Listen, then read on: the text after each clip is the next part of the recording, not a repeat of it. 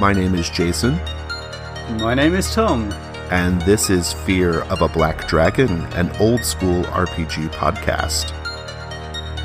There is nothing, absolutely nothing, half so much worth doing as simply messing about in boats. And with that in mind, we're talking about Death on the Reik.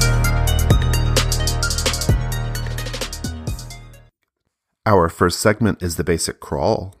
Death on the Reik is an adventure for Warhammer Fantasy Roleplay First Edition, originally published in 1987 as a box set. It is part of the Enemy Within campaign, following directly on from Shadows over Bogenhofen, which we have previously covered on this show.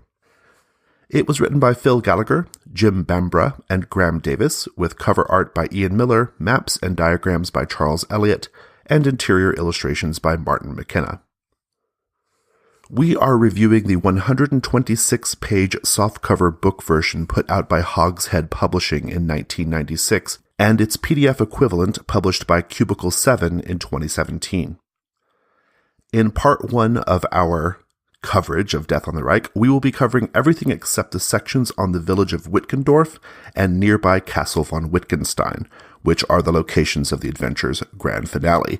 And so with that in mind, Tom, kick us off with what we are covering here in part 1.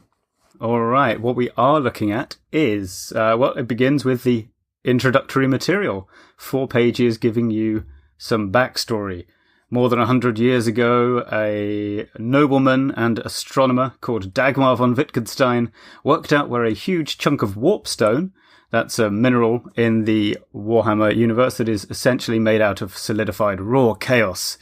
And he found out where a meteorite of this had fallen to Earth and went in search of it to power his sinister magical experiments. Then we get an overview of the adventure happening in the present day. So a general outline of events, the pacing you need to be aware of, and the activities of the Chaos followers that's going to intertwine with the travels of the player characters. The next 3 pages are about the Cult of the Purple Hand. Now, in the previous installment of The Enemy Within, the PCs will have come across a person who looks exactly like one of them, who was a renegade and, unknown to the cult, now dead cultist who ran off with a lot of money. And so the Purple Hand are after the look-alike for the cash that they think they have stolen. And that crops up at different times throughout the course of Death on the Reik. There's then a page of rumours and imperial events, the difference between those two things being that the events actually have happened, whereas the rumours are of dubious utility. Next is Messing About on the River. This is an opening encounter designed to get the PCs their own river barge. They arrive just too late to save the owners of the vessel they see drifting along in the river near Bogenhofen from a mutant attack. But once they've driven off the mutants, imperial law means that they get to keep the boat until they can find the owner's inheritors. There's also an NPC hiding below deck. Her name is Renata Hauser, and she is available to join the crew here and is quite a useful person to have around because she has skills at actually doing the things that a trading river barge is for, unlike your average player character group. The next section is Weissbruck. This is a small town where the PCs stop off to meet a pharmacist they know, but this is where the next adventure episode happens because, oh no, she's been kidnapped and they have to find her. After that, it's off to see the wizard, a 3-page section in which the PCs pass through Altdorf, the magnificent imperial capital, and go to see the wizard PC's master, who encourages them to find out what the chaos sorceress Etelka Herzen, last known address someplace upriver called Grissenwald, is up to, and then stop her, whatever that may be. And this is where the real central plank of the adventure begins. So this section is actually more important than it may appear on a first flick through the book. The next section of the module is called The Schemes of the Red Crown, the Red Crown being one of our chaos cults involved in this story. It starts with some information about the significant Red Crown NPCs, Etelka Herzen and Ernst Heidelmann. It has a timeline of their travels in search of the Warpstone. Some information about a community called Grissenwald. Some information about the dwarven shanty town of Kazid Slumbol and the dwarves that you find there. The journey to the mine. And then information about Black Peaks. Black Peaks is the home of Atelka Hertzen, but she's not there. Instead, the party will find her goblin allies, the lesser goblins of the Twisted Maw. They're still around, terrorizing local farms, and you can deal with them. We then move on to Up the Reik. This is more of a geographical location section because you have to pass through this to get to Grisomvold that was just discussed. And so the first landmark along the river is Castle Reikgard. This is home to an heir to the imperial throne who's the subject of much rumour. But the next thing, despite being much humbler, is much more significant. It's a signalling device, part of a new semaphore communication network that is being set up. The PCs will meet Angels Ismbeard and have to deal with the guardians of this tower. Hopefully the PCs will stop a creature that has been killing the dwarven builders at night in this semaphore signalling tower. They discover that the signalling device is being constructed on top of a much older building. And this, although they may not realise it straight away, was actually Dagmar von Wittgenstein's astronomical observatory. Tantalizingly, however, one of the keys they need to get into the inner sanctum is nowhere to be found. Thus, crushingly, we move on to the next section, Kemperbad, which is a large trading town which is further upriver, and there we have a section on the Imperial Plenipotentiary, a government official who's in town to figure out how to make them pay more tax, events in Kemperbad, and career changes, which is designed to basically to deal with the career advancement system that Warhammer Fantasy Roleplay uses. And so you need a bit of time and people to teach you how to do stuff, and that is what this section is for. Next up then is the Barren Hills. So by the time they've got back from Atelka Hertzen's house, the PCs will know that to look for the place where the warpstone fell, they need to go up the River Stir to an impressive triple waterfall, where they will find a suspiciously nice place in the village of Unterbaum, home to Old Faith, that is sort of druidic religion following Baumenvolk. And beyond there, they must travel to the Devil's Bowl. This place is in a now desolate, warped stretch of hills where the meteorite fell over a century ago, and the PCs encounter a ghost who was on Dagmar von Wittgenstein's expedition and got murdered by him. But she helpfully can tell the PCs what they need to find. While they're doing that, though, there are surprise Skaven. The rat men are also looking for the warpstone, and they show up in an ambush. But having dealt with all that kind of business, the PCs are eventually able to find the key that they were missing previously, which opens the lower reaches of the observatory. And now we're going to lightly skip past the huge Castle Wittgenstein section, which we will cover in part 2 of Death on the Reich, and go to the appendix, The River Life of the Empire, which includes setting details, trading rules and encounters, and a mini-adventure about a boat transporting a vampire, which is not a spoiler, surprisingly. The book concludes with a black and white section of 15 handouts and 21 maps.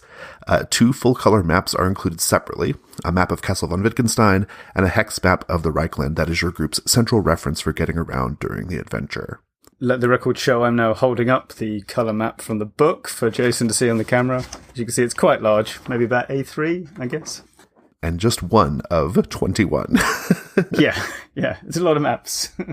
Okay, so let's talk about how we've used this in our games. Boy, I mean, it's almost, this is a campaign setting. This is not just a module, right? This is a lot, if you can't tell from our 10-minute overview. Tom, how have you used this? I've only read it. Well, yeah, I've recently concluded running the whole thing in Warhammer 1st Edition. That took us 17 2-hour sessions, so if you run more traditional 3-hour-ish slots, maybe you would be looking at 10 sessions. Although even then, we didn't use everything, like the vampire adventure at the back, that didn't show up. We're just stuck to the core material that's in the book. Awesome. Let's talk about things we liked. Oh boy. So first things first, this is big. This is a huge, huge thing. There's a lot going on.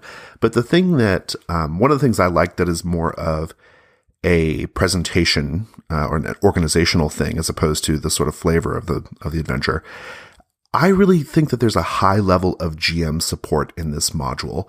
You know, as I was initially reading through it, it is, as we've kind of did in our overview, it's a series of loosely connected NPC encounters, essentially, right? And with, an occasional little, combat or little, trouble or whatever. And as I was reading it, I was like, well, what are we supposed to be doing in between all this stuff, right? Like when we're traveling up the river, like what's happening? When we're moving from town to town, like what's taking place? Like what kinds of things are happening? What kinds of encounters are happening? And then I got to the end of the book and I discovered all of that stuff.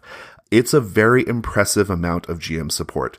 First of all, at the very beginning of the module, there's a really good summary of the overarching story and advice on how to pace the adventure, and I really like that. The authors showed quite a bit of awareness and care for the GM in the sense that they know that the players could interact with these things in different orders. They may have certain information and not other information. I just like that they acknowledge kind of upfront that, some of the ways you can use the material and kind of help the players kind of move through it. And that carries throughout the whole thing. And then going back to the material in the back, it's great. I mean, we kind of glossed over it in the overview, but there is a lot to love there. You have this whole section on like trading rules, which is important because one of the main things that characters are doing is in the middle of the adventure, they're trying to offload like cargo they've like got from this barge. There is a section about the river people and various types of boats and all kinds of information about boats. There are loads of sort of generic NPC encounters you might have while you're on your boat. There are hazard encounters. There's just so much stuff. Yeah, and that River Life of the Empire in the original box set was an entirely separate booklet. So a lot of long-time Warhammer GMs have commented that that's their most used Warhammer book after the rulebook, because whenever you're wandering around doing any adventure, just bust out River Life of the Empire, and that's what you're doing between towns. And that is what you do between towns. One of my players commented it was a bit like Oregon Trail with boats, as you were kind of going along, trying to not smash into rocks, keep track of your supplies, and all that kind of stuff. And and that's the thing. It feels big when you're doing it. There's lots of stuff in the book, and you feel like you've travelled a long way. The fact that you have to double back on yourself and return to a place you visited earlier as well, I think, adds to that sensation of hopefully not too draining hard work. And it's great because when it pays off, the sense of relief, but also of achievement is it's palpable. When you catch up with a Telka Hertzen at last, or when you find that last missing key just sort of in the middle of nowhere, everyone just goes, amazing, finally. And it's really good for that. They've structured it well. So like the beginning doesn't just throw you right into the adventure so that you're doing the same thing all the time. It has those couple of let's go about our normal life sections, which still have adventures in them. Someone's pharmacist friend's been kidnapped. And it's only a little bit later that you get onto the main thread. And so it feels like the world is kind of going on around you and that you're playing characters who don't exist just to have cool chaos smashing adventures. Yeah. One of the things that I really liked about the adventure, just to segue from that, this adventure has a very lived-in quality to it. I think I said something similar about Shadows over Bogenhofen. There is this sense that these people have always been here, that they have their lives, and you are just sort of coming across them at this particular moment in their lives. And there's an emphasis on like kind of human details. It's a very human adventure, right? It deals with like civics. It has lots of like interesting notes about like, like trading laws and taxes and things like that. It has characters that are just engaged in like the most petty squabbles imaginable. It has lots of little funny moments, like that initial sequence with the, what are they called? The purple, whatever cult. That cult, there's this initial sequence that is like kind of absurd and ridiculous, but it's in the beginning. It's really funny, and it kind of like sets you up for, it kind of like pulls the rug out from under you. It's this like kind of goofy, absurd thing, but then it kind of sets you up for, I don't know, it just feels like it's well placed. Like it's the kind of thing that would happen in the beginning, right? And it gets a little bit more, the adventure gets a little bit more like deeper and intense as you go. And I haven't even read the Castle Wittgenstein stuff yet, so I'm looking forward to that. Yeah, so it's just a very, very human adventure. It just feels so lived in, and everything just feels like kind of authentic, Yeah, and that is what's good about it. There are so many small details that feel true to life. And you've mentioned there are things about taxes and trading, and that sounds like it's going to be really dry in a sort of a farmer's almanac referring to times of the year kind of thing. But it's really not, because it's always expressed in the way that people react to the new law where you're not allowed to just lynch mutants, or the fact that you can't get Bretonian brandy anymore.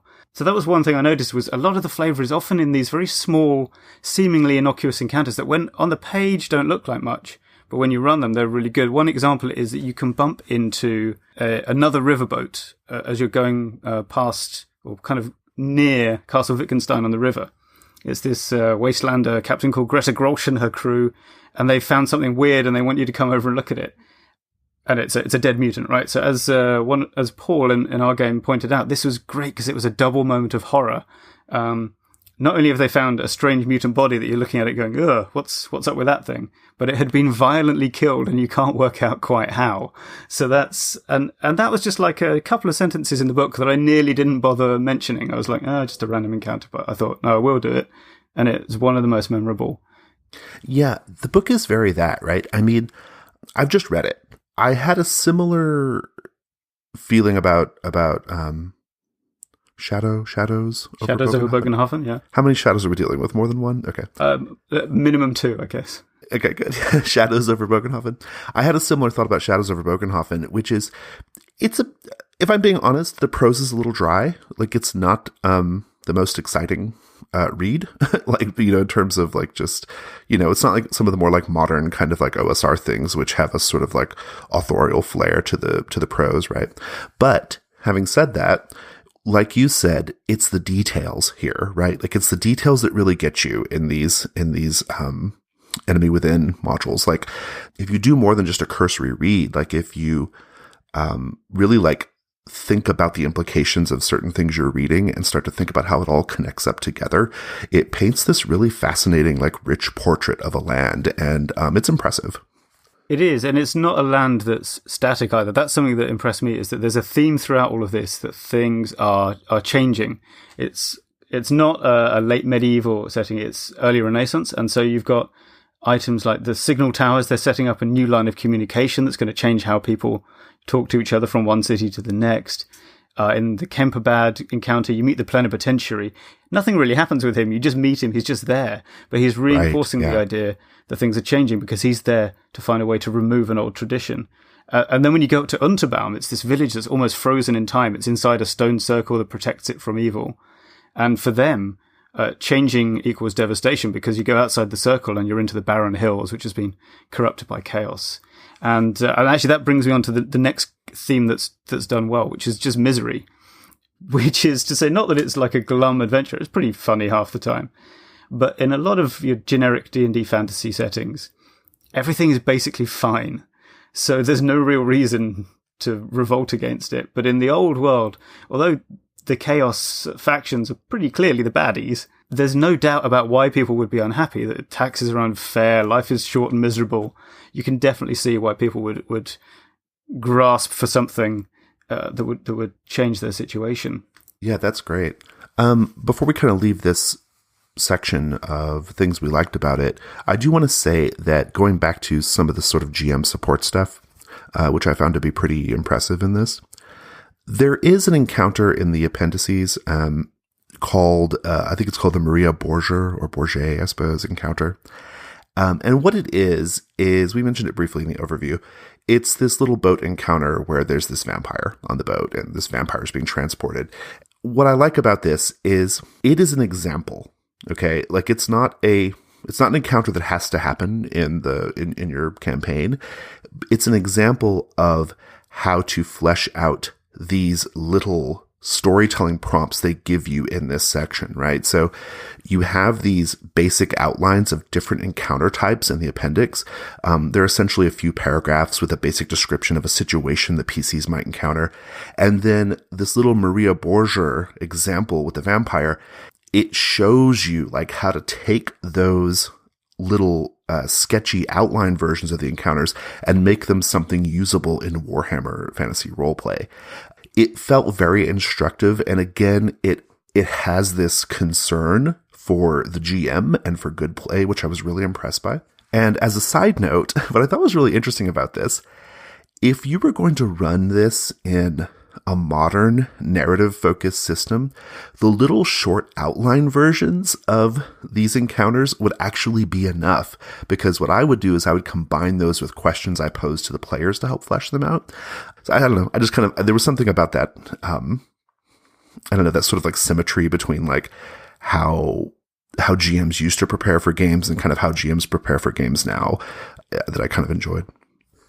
Oh yeah, I mean those paragraphs are more than enough in an old school style as well, because it's all about how the players react to, they just need one stimulus, and the fact that you've got several people will have vaguely different responses, and that definitely, well, sometimes when you're the GM and you just want to move on and get to the next large set piece because you don't have all the time in the world to run this adventure, that becomes galling. But it works really well.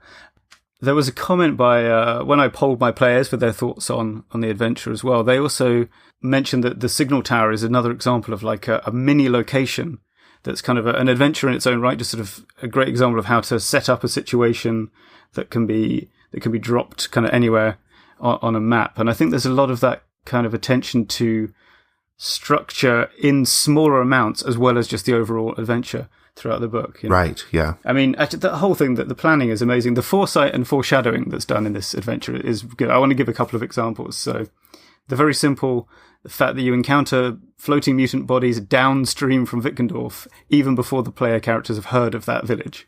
That's good. There's the fact that people are actually kind of used to little bits of chaos in their lives in the way it's portrayed. They see weird things, but it doesn't make them run away from the village. They just sort of tell tall tales to each other or gossip about someone who they're sure is a witch, until things get really out of hand. And that sort of prepares you for the fact that you're going to see more chaos stuff later. And then one bit that I noticed when I was looking at the campaign map to begin my prep, right at the beginning, I was looking at it thinking, why have they bothered marking this castle over here on the map? Or this dwarf mine that just is never mentioned, is never going to come up? And of course the reason is that the players are going to look at this hex map. And if you only had Castle Wittgenstein marked on it, that would be a pretty big clue that this is the castle you're going to go to, or this is the mine you're going to visit. So they've thought ahead and put in kind of essentially dummy landmarks to make the whole thing just seem more naturalistic, which is pretty good going. And actually, wait, one final comment. We got to come back to the art, which I know you're maybe not a huge fan of. I have a note of the art too, everyone in my group loves the art, so democracy rules, and you are wrong. Like the fact that everybody is gloriously ugly is a plus point. That is true. Just like the atmosphere is really unbeatable in this artwork. It's, man, I don't know how you could not like it. I will agree that there's a tremendous amount of artwork, and that is noteworthy. That might be the extent of it, though. Wow. No, it's not terrible. I mean, it is a lot, and I do think a lot of it is quite ugly, but maybe that's the point. I don't know. Yeah, so anyway, in summary, one thing I want to kind of like reemphasize again is this was written in, 87, I think we said? 86, 87. And even though the original authors intend for you to like kind of do a lot of adapting, like their little like story hooks into something that can be usable in Warhammer Fantasy, I think it's like super runnable like today, like without doing that, right? Like it's fantastically runnable, right? Like I could totally grab this and do it with like Wodu or one of the systems that I prefer, right? And I think that's pretty great about it. So don't let its sort of vintage quality turn you off, although the art is... The art is good. What are you talking about? Let's talk about questions we had. I have a couple, and I know you have a couple as well. How important is it that you have played Shadows over Bogenhofen first? The adventure says like it's not, that like you can sort of adapt on the fly, but I a few times got the impression that maybe it would really be helpful if you had played Shadows over Bogenhofen. I don't know that Shadows itself is that necessary, but there's a couple of things going on here. The adventure kind of assumes that you're going to use the pre-generated PCs from the back of Bogenhofen, which we are in our game. And so you have to do some adaptation if you're not, it kind of changed maybe the NPC relationships a bit. But there's actually an adventure before Shadows over Bogenhofen, the notorious Mistaken Identity. And that is the one that ties more directly into this. This is the one where, just to summarize, a whole bunch of stuff happens, but at one point they find someone dead in a bandit attack who is A, a dead ringer for one of the PCs, and B, is carrying an inheritance letter saying the bearer of this letter is entitled to a huge estate, a fancy wine cellar, and thousands of gold crowns.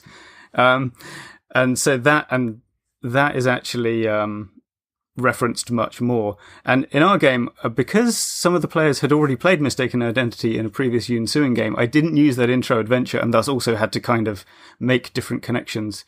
But actually, that has worked out quite well because the Doppelganger PC's player doesn't know about that adventure, so he's just confused all the time. And the two of the other players do know about the adventure, so out of character they know what's going on and are just enjoying the ride. Yeah, you kind of have to think about what's going to happen with the Purple Hand cultists. But Shadows over Bogenhofen itself doesn't tie that directly in. It's just a place they're coming from at the beginning of the adventure. Nice. Second question. I have not read the Castle von Wittgenstein part yet, but is that where all the monsters are? Because I feel like this is a really... I mean, I love the sort of like human quality of this adventure. Like and it's something that I know I could sink my teeth into, but I feel like maybe I'm just underselling the fact that there were not many like monster encounters. There's a couple of zombies here and there. There's a goblin, here and there, but like, I don't know. Am I missing something? Okay. A, spoiler alert, but yes, Castle Wittgenstein is packed with monsters. B, I can only think of one section, which is the kidnapping scenario that doesn't have any monsters in it. I mean, maybe you're so jaded by years of D&D that you don't consider ghouls, zombies, goblins, ghosts, they're just such skeletons, basic monsters. I guess they're just like they're basic monsters, except for the skeletons, which I know we're going to talk about in Chain Lightning Round. And I hate you for grabbing that as one of your Chain Lightning rounds because I was going to grab that one. But apart from like those skeletons, which are pretty interesting, and the goblins are kind of funny. Like, I don't know. It just didn't like... I think I'm just used to like more... I'm more accustomed to more modern fantasy adventures where it's all like about heavy metal, It's all about like getting to the big, gross fucking monster right away or the really intense shit right away, right? Think about like DCC, right? Like DCC stuff where it's like... It's in level 1, you're fucking doing crazy, like you're fighting big Cthulhu creatures or whatever, right? Like, I think I'm just used to, or like Lamentation style stuff, right? I think that's what when I initially read it, I was like, gosh, this just feels so, pastoral. I like it, but like, it just feels like it doesn't feel metal, right? Yeah, no, it's not that metal. It gets metal later, but that's the thing. You do need the contrast between the fact that you're trying to offload a cargo of wool when the bottom has really fallen out of the wool market. And then the next thing you're facing strange creatures. So yeah, it's sort of more, in the early stages especially, it's more in that kind of uncanny folk tales of ghosts and goblins in the woods and so on that are frighteningly real. And then as you pursue Atelka Herzen more, you do go deeper into the strange sorceries that are going on and things get weirder and more chaotic. So don't worry, I promise you will enjoy the weird stuff that's in the castle. Awesome. Did you have any questions?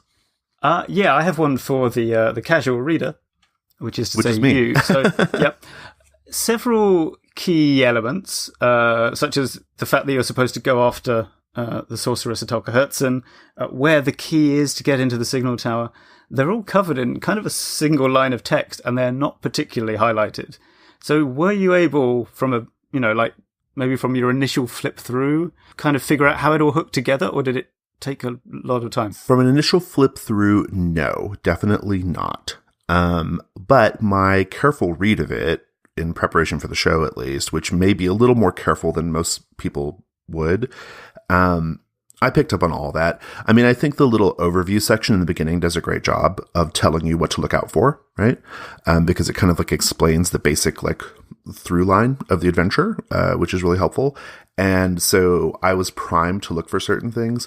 But yeah, I picked up on the key thing. I picked up on the Atelka Herzen thing. I mean, all that stuff, I picked up on it. But you're correct that it kind of goes back to what we said earlier. Like, this adventure really does want you to almost read it critically, or like read it in a way that you are thinking about the way the things connect up, right?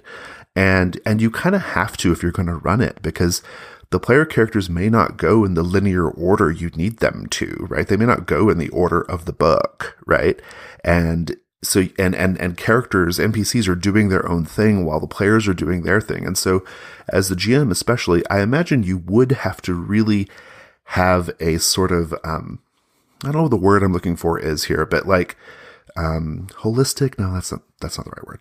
Like, but you just have to kind of like, I think, have it like all in your brain and like all the possibilities in your brain. And so I think if you're thinking about the adventure in that way, and it does kind of prime you to read it that way, then, you'll keep those important details in mind, I think, to make sure the players hit them, you know? Yeah, I think you're right. You do have to do that. I found a couple of places where the expected trajectory didn't happen, which we will have to talk about more in part 2 because of how they're resolved. But for example, the scenario kind of assumes you'll have a showdown with Herzen and Heidelman and resolve it that way back at the signal tower. However, our group simply avoided them and snuck away, which meant that Etelka Herzen was still out there to be met later on. Yeah. I had to kind of think up what was going to happen there.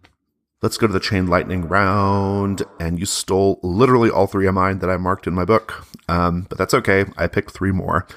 Kick us off, Tom.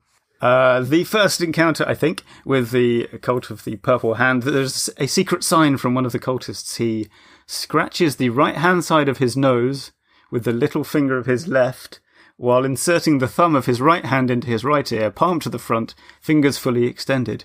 If any of the PCs repeat this sign, both cultists will wink knowingly. This, in play, is comedy gold. Welcome to Warhammer Fantasy Roleplay, D&D fans. I'm going to go with Gutbag the Goblin Leader. First of all, Gutbag, what a great name. And second of all, Gutbag,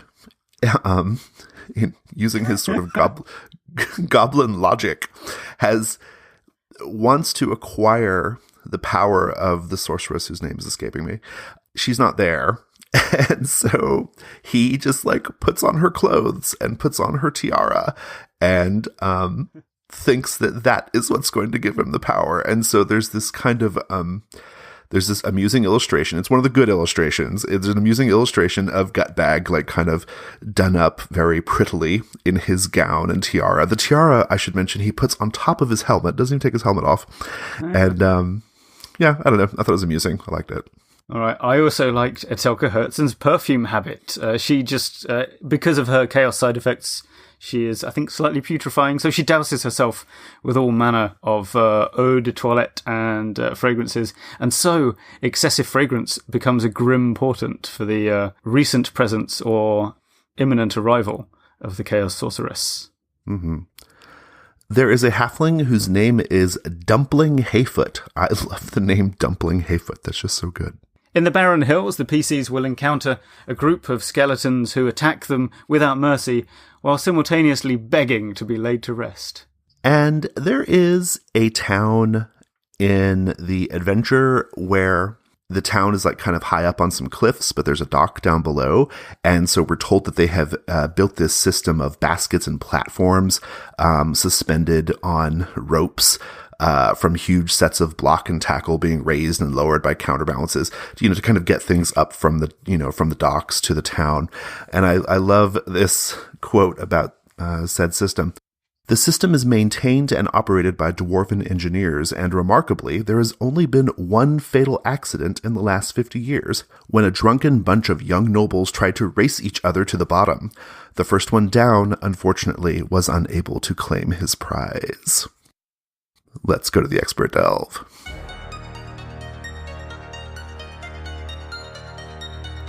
It's the Expert Delve. All right, so why don't you tell us what we're talking about, Tom? Well, I kind of just want to keep this short because of all the talking we just did. So I just want to talk about the idea of finding and keeping hold of the thread in a big scenario like this. Just kind of about stuff I found. Well, I was about to say stuff I did while I was running it as if I was an expert, but in fact, it's just stuff I found I had to do. So let my experience be your teacher too. Great topic. I don't think we have to spend a huge amount of time here either, but great topic because I tell you what, this is a lot. This fucking adventure is big. And it's only, the part that we've talked about is only like, I don't know, 50 or 60 pages or something. But it is dense with NPCs and factions and just stuff, right? So I could definitely see it getting out of hand. So what's your initial thoughts here? Yeah, so I think firstly, for everyone in the group, there's players and GMs, you've got to think about this idea of maintaining the through line of the adventure. So we talked about this central assumed plot where, you chase the sorceress, she goes over here, you visit the tower, blah, blah, blah. Firstly, I think you always want to consider that you might not want to. So when we talked about Ultraviolet Grasslands a while back, what I discovered when running that, we were doing a kind of thing with these pilgrims traveling westwards on in search of, actually I forget what, something important. And there's a real power in the possibility that you might just not do the adventure. You might give up, let the grand plan drop, and just find another way to live out your life. You might go, do you know what? It's not worth fighting chaos. I'm going to go over here and be a farmer. It's fine. And that's good. That's a good, powerful ending to a story. So consider it. You'll probably reject it, but at least briefly consider it. In our case, like in the group I'm in, that is counter to our overall purpose, which is we just want to play all of the enemy within, because we didn't do it when we were kids. So, right, yeah. So, although I won't be surprised or upset if there are different player characters by the end completely, I think we're still going to get all the way through it. But there's also a third possibility, which is where you could tell the story of Death on the Reich by exploring it through a series of different, perhaps entirely unconnected player characters. So the characters from Shadows over Bogenhofen travel upriver, they get so far. Then maybe someone in Grissenwald runs into the goblins at the Black Peaks and discovers what Etelka Herzen's up to, but never pursues it any further. And like later in the Wittgendorf section, some outlaws in the woods get involved with all that. Which I've recently seen being discussed on Twitter by Tung Kai-po and Ben Chong and some of the other Southeast Asian RPG crew as story game tapestry. This idea of just doing lots of little different games to make up a larger whole. And I think that's... I love that idea. Pretty good, right? Yeah, that's a great idea. Yeah, I mean, obviously I'm going to like that idea. I think it's a terrific idea. Yeah. I could see you doing it I could actually see you doing it. I think you could keep it in an OSR framework, actually, or my sort of like fake OSR that I do. Like you could keep it in that framework and just do different characters like you suggested. And I think that would be very satisfying. But if you really want to go like deep, and I assume this is what your Twitter comrades were talking about, taking different story game systems to explore different parts of the campaign, that's pretty cool, right? Like I could definitely get into that. I could see using, Kingdom by Ben Robbins to talk about like some of the sort of like more trading focused, parts of it. I could see like using Archipelago to explore different parts of the map or whatever. I don't know. If I sat and thought about it, I could come up with a whole alternate campaign structure if I really wanted to, but it's a good idea. Yeah, that's right. And you needn't make a really complicated patchwork. You could do, for example, similar to the it's called Mercy Falls, right? Mercy Falls? Are you talking about the Monster Hearts thing? Yeah, exactly. I was just about to experienced a sudden loss of confidence about the name. You could have a kind of Mercy Falls thing where most of the games are Monster Hearts, but sometimes you do Cthulhu Dark, that kind of thing, just for a different atmosphere every so often, if it fits the part of the thing you want to explore.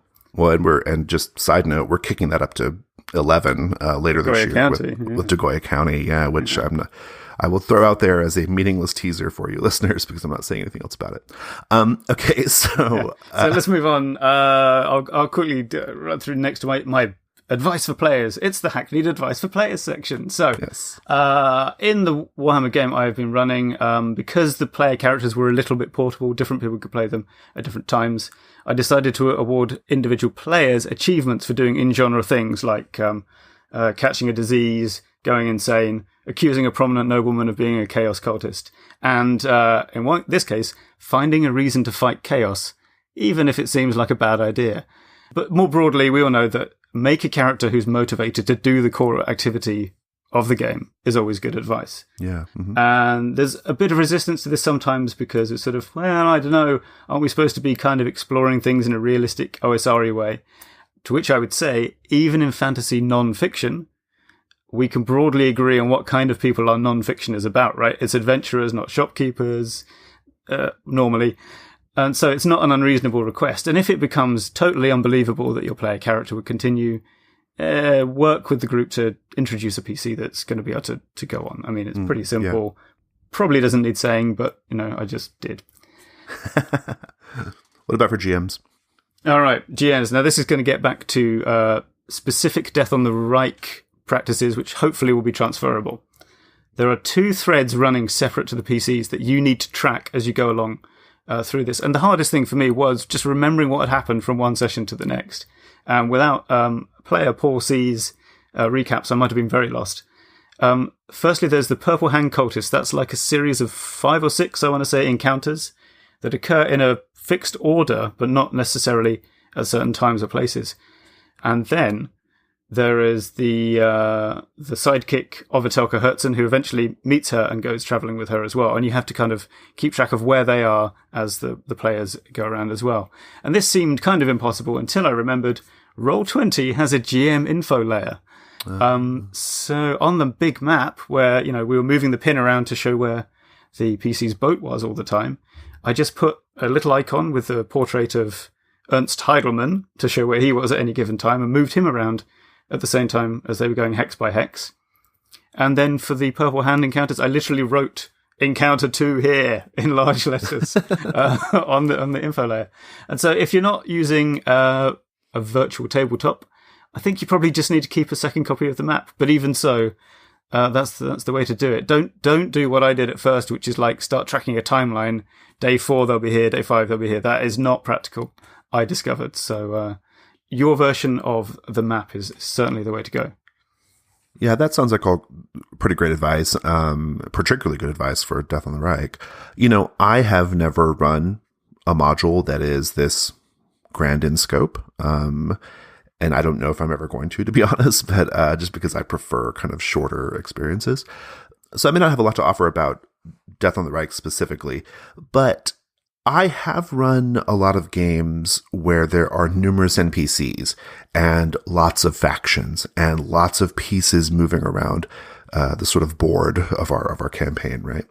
And I'll just kind of say briefly what I do to help manage that very NPC heavy, faction heavy kind of thing. And I'm a big believer in what I call, and I do call it this, faction-based recaps. So this is what a faction-based recap is. I keep a running document, which I label simply recap for each game series that I run. And this document is divided up first by the different factions in the story, and then by all the major players within that faction. And what I do is between sessions, I go through and I just update each entry, right? I just think about what happened and I update it. And then I share that recap document with the players before the next session. And then at the beginning of the next session, I sort of do a recap of where everything stands going faction by faction, right? I started doing this a long time ago when I first started playing Urban Shadows. Urban Shadows is a sort of urban fantasy, kind of powered by the apocalypse game, right? And it's organized around factions. And from these factions spring forth numerous NPCs, like the game's mechanics and procedures and moves create lots of NPCs. And I kind of discovered really quickly that I was going to have a system or a way of efficiently recapping that information to players every session, or otherwise it just got to be a big mess, And I also discovered that these little sort of faction-based recaps were actually applicable to lots of different games that I run. So, Monster Hearts 2, for example, it's more of the factions are more like thematic, popular kids or kids who are really into the devil or whatever, right? And they're kind of their own little faction. I'm currently running Hearts of Wulin, which is a wuxia melodrama game by Agatha Chang and Lowell Francis. And it is a game where you create tons of complicated entanglements between members of various factions in keeping with the wuxia genre, right? And they're a sort of faction-based breakdown, a list of all the different happenings is super, super handy. I have even built this procedure into my own game, The Between. I like it because it forces you as the GM to think in terms of factions, which is, I find, to be a handy way of organizing the cognitive load of a campaign, right? It's more helpful to think of all the NPCs to me at a higher level, right, than just their individual motivations. It also, you create a helpful document for the players, which is nice. And you also create a certain expectation at the table that this is how we're going to be kind of thinking about the campaign and how you should be thinking about the various characters. So that's what I do. Yeah, that's really good, actually. I was just thinking, I promise I was listening, but while you were talking, I was also thinking, how would you do that in Death on the Reich? Because if you tell the players what's going on, it's pretty cool, like saying, oh, Ernst Heidelmann is getting closer to meeting up. Right, yeah. But you'd give away like who the bad guy is and miss the scene where, as in our game, the player characters buy his story about just being a medical student and let him go. I just realized the great thing about Chaos Cults is they all have ludicrous titles for their different ranks. So your recap would just be things like, the Magus der Mysterium has been sent to such a place to go and collect some ritual materials. And so they'd still know that machinations were happening, but they wouldn't know which people were which. So pretty well suited to Warhammer, I think, yeah. Yeah, well, if I were doing Death on the Reich, I would still do my procedure where I break it up by faction and then list all the NPCs and update them accordingly. But what I would do is I would just not share the things that the players don't need to know. Like, I would have my version and then I'd have their version, right? I've done that before. I'm a big believer in kind of table talk and kind of talking out of character and the players knowing things that the characters don't know. But, sometimes you want that twist. Sometimes you want that big reveal, right? It can be pretty powerful. And so I create a version that is for them, right? And just give them that. Makes sense. So, yeah. Anything else you want to say about this? No, I think that's it. Let's keep it short and snappy, relatively. Relatively. Let's go to Companion Adventures. It's Companion Adventures. Tom, kick us off. Okay, is this cheating? It's cheating, but I'm going to do it anyway. Paul C. kept doing the in-character journals throughout this adventure for our group, which was great for me because I can never remember what happened in the previous session. Sorry, I should get that right. Johan promoted himself to captain, therefore it became the captain's log. And I'll stick a link to that in the show notes, as they say. You can read his journal entries, and they're not entirely spoilery because Johan doesn't really know what's going on most of the time. So if you haven't played it before or read the book, you will sort of perceive the adventures in their rough shape, but not quite understand the significance of everything. Nice. Our friend Lowell Francis, aforementioned co-author of Hearts of Wulin, and a co-host of mine on the Gauntlet podcast, he has a long-running blog called Age of Ravens, and his 2012 Age of Ravens review of Death on the Reich is pretty good. Lowell is sort of famously detailed when it comes to his writing about role-playing games, and he always takes a really interesting historical perspective in his writing. And so it's a really solid review of Death on the Reich, and it includes lots of interesting, they're not annotations, but they read like annotations about sort of the backstory of the enemy within and all that stuff. So it's fun. Yeah, I stumbled across that while attempting to Google the publishing details of this book for this podcast. And it's also good for proving that you can run Death on the Reich not in Warhammer. So indeed, yeah. All right, my next one is a book. It is Gentlemen of the Road by Michael Chabon. The setting is completely different, pretty much. It's historical Earth, provisionally titled Jews with Swords. It tells the tale of two wandering adventurers in the Caucasus in the 800s. And I just think it has the right kind of knockabout tone to it that conveys something of the spirit of this Death on the Reich wandering adventure. I have an unusual choice in that I'm going to suggest the music of Cat Stevens, who I believe is who I believe is renamed Yusuf Islam. Yusuf Islam, I think. Yeah. Okay, I know, strange choice. I get it. I know. But when I read Death on the Reich, I really, really focus in on the sort of, like I've said earlier, the sort of human quality of it and the sort of pastoral quality of it and the sort of sense of traveling and doing non-high adventure or non-high fantasy, almost mundane kinds of things. And I don't know, like I'm thinking about the soundtrack to Harold Maude, which is a Cat Stevens soundtrack. It's not easy to get your hands on, but it has this kind of lovely, like on the road sound to it. It sounds hopeful and optimistic. But it also sounds kind of like it's got this nice like folk singer-songwriter quality to it. And I don't know, that's just the kind of music that kind of pounds around in my brain. The parallel to this, and what I think is justifying my choice to myself and maybe to you too, listeners, is the original Hobbit movie, the cartoon one. It has music in between that is like that, right? It's this real like 1970s-ish singer-songwriter style on the road music. And I just think it's a good fit for this. So.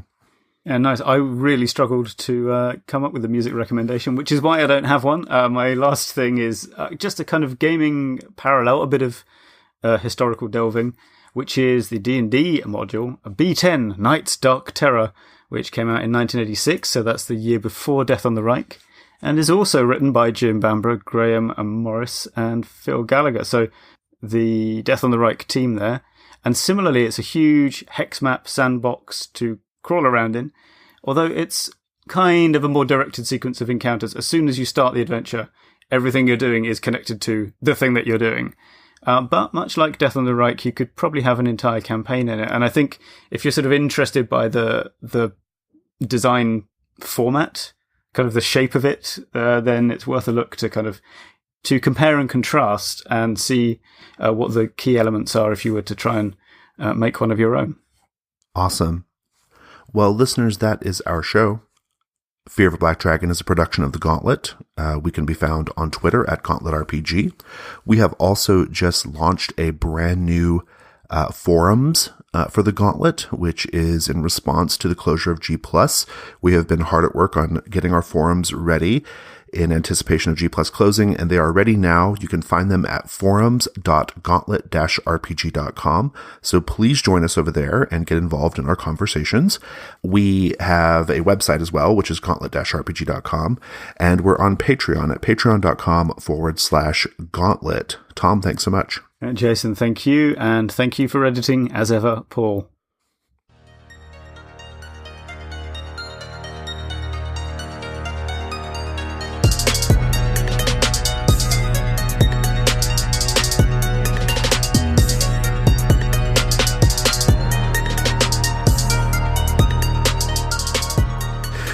The humor in this book is like so British. I can barely stand it. Like it's like it alternates between like extremely broad and like very dry.